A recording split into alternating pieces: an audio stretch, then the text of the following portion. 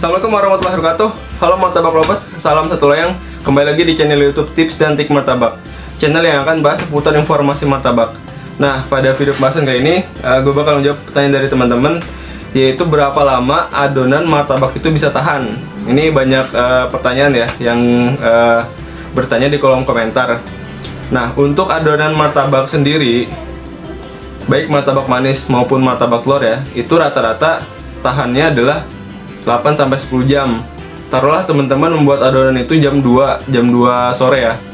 Nah, otomatis teman-teman kan setelah melakukan pressingan 2 jam, itu mulai berjualan jam 4 sore. Nah, itu adonan bisa tahan di jam 12. Rata-rata kan berjualan ketika udah turun di lapangan ya, yaitu sampai jam 11 malam atau jam 12 malam ya, paling lama. Nah, kenapa nggak bisa bertahan lebih dari itu?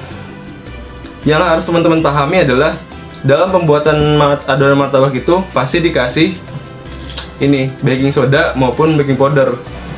Nah, baking soda dan baking powder ini bisa menyebabkan adonan basi. Jadi adonan ini nggak bisa sampai besok, apalagi ditaruh ke kulkas ya. Kalau ditaruh ke kulkas itu efeknya adalah dari mulai tekstur dan juga rasa itu kurang bagus. Makanya kebanyakan pedagang ketika sudah berjualan, kalau misalkan adonan itu nggak habis, biasanya yang dilakukan adalah adonan dibuang. Jadi mereka itu lebih ambil resiko ngebuang adonan, soalnya nggak bakal ngebuang topping juga kan. Jadi yang dibuang adalah adonan, tapi tetap keesokan harinya bisa menghasilkan kualitas dari martabak yang bagus, baik itu tekstur maupun rasa.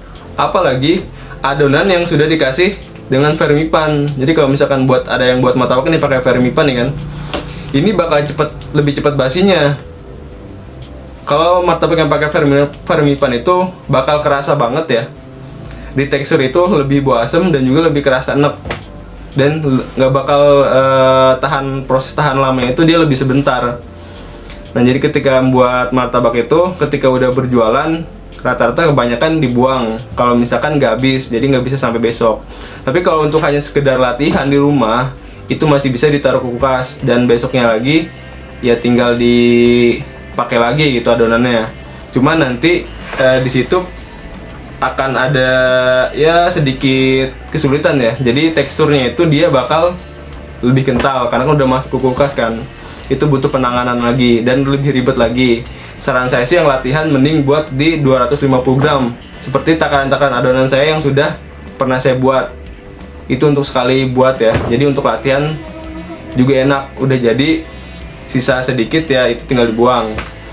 Oke, dan biasanya adalah banyak trik yang dilakukan oleh pedagang ya ketika berjualan. Yaitu triknya adalah kalau misalkan jualannya di kios, biasanya buatnya adalah 3 kilo dulu atau 5 kilo dulu. Nanti ketika jam 8 nih udah mulai habis nih, atau ya jam 7 dirasa kayaknya adonan tinggal sedikit lagi kan, biasanya buat lagi di situ. Oke, dan biasanya pakai proses pressingannya nggak sampai 2 jam, paling cuma 1 jam. Jadi biasanya karyawan yang udah di toko itu bisa dikasih tahu kalau misalkan buat adonan itu nggak usah langsung banyak semuanya, jadi bisa dikit-dikit terlebih dahulu. Nanti ketika udah mau habis nih, kira-kira mau habis kan, padahal pembeli itu dirasa banyak, apalagi tanggal muda maupun weekend ya.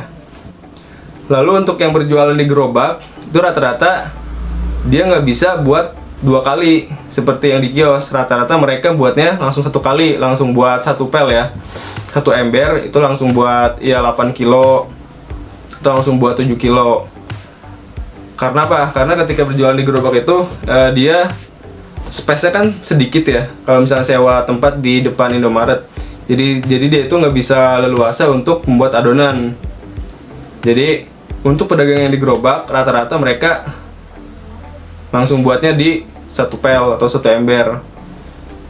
Oke, nah itulah kelebihan yang bisa diterapkan oleh martabak yang jualan di kios ya. Jadi dia bisa menghemat bahan baku, jadi nggak bakal bisa boros. Itulah resiko dari membuat martabak ya. Dalam berjualan martabak pasti ada resikonya, karena ini kan berhubungan dengan makanan ya. Makanan itu kan cepat lakunya, cepat habisnya, dan juga cepat basinya.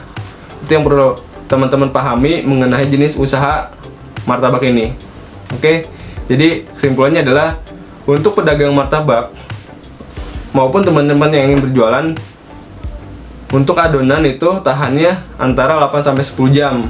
Dengan catatan bisa tahan sampai 8-10 jam adalah supaya tetap stabil bagus, setiap 15 menit itu harus diaduk.